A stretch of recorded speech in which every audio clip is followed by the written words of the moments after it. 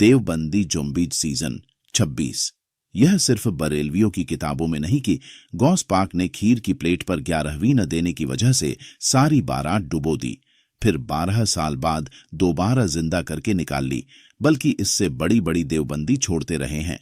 मुलाहिजा फरमाइए, एक रोज हजरत मखदूम शराब वहदत में सरमस्त और सरशार बैठे थे। एक बारात आरास्ता उपैरास्ता आपके सामने से गुजरी।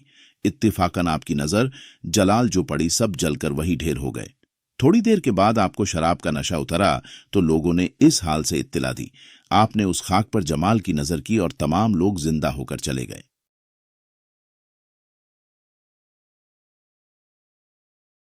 सेवबंदी जोम्बीज सीजन 27। जखीरा शेख मुहिबुल्लाह इलाहाबादी में लिखा है कि हजरत शेख ने चंद मर्तबा कई आदमी कौम बिइज़्निल्लाह कहकर जिंदा किए। शोर हो गया कि शेख अहमद मुर्दों को जिंदा करके जोम्बी बना देते हैं।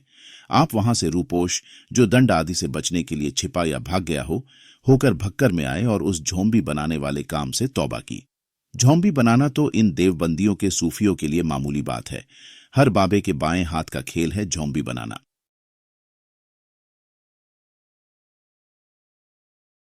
Deobandi zombies season 28। अशरफ अली थानवी देवबंदी साहब के खलीफा बयान करते हैं, एक नेक औरत का इंतकाल हुआ, लोगों ने नमाज जनाजा पढ़कर उसे दफन कर दिया। एक कफन चोर देवबंदी भी जनाजा की नमाज में शरीक था। दफन के बाद जब सब लोग कब्रिस्तान से वापस चले आए, यह कफन निकालने के लिए उस कब्र के करीब गया। अंदर से आवाज आई कि यह भी कैसी अजीब बात है, एक मगफूर मर्द एक मगफूर औरत की चोरी कर रहा है। उसने जब यह सुना तो उसकी चीखें निकल गई। उसने पूछा, वो कैसे?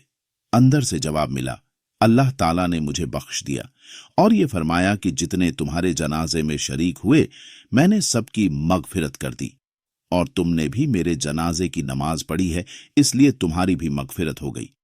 कोई जिन्स जाति रह न जाए झोंबी बनने से। देवबंदियों ने हर जिन्स में झोंबी बनाए हुए हैं। Deobandi zombies season 29।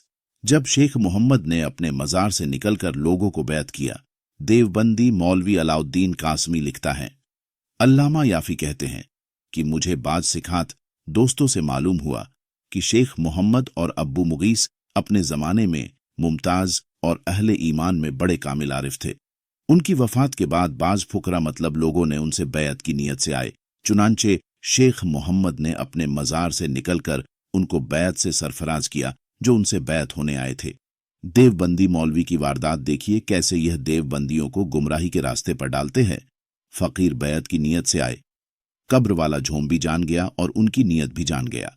इस तरह उन्होंने देवबंदियों को यह समझाया कि मजारों पर जिस नीयत से जाओ, कब्र में पड़ा झोंबी गैब जानने वाला है, इसलिए वो कब्र वाला तुम्हारी नीयत भी जानता है। फिर साथ यह वारदात के वह कब्र से बाहर निकलकर जरूरत भी पूरी करता है। इससे यह अकीदा दिया देवबंदियों को कि कब्रों में पड़े देवबंदियों के झोंबी बाबे मुश्किलात दूर करने और जरूरियात को पूरा करने पर कादिर है।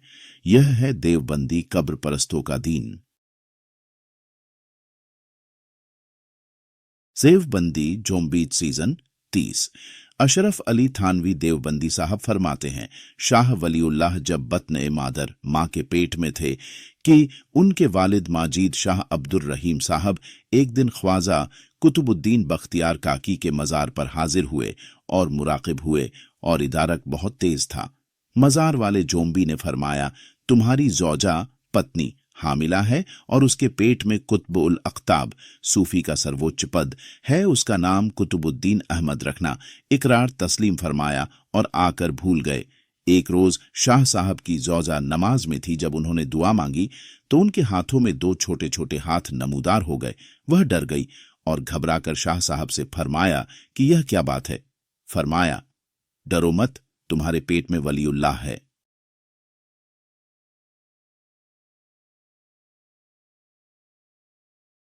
मज़ीद इल्म के लिए अपने चैनल ओनली मुस्लिम को सब्सक्राइब करें और वीडियो को शेयर जरूर करें। अस्सलामु अलैकुम।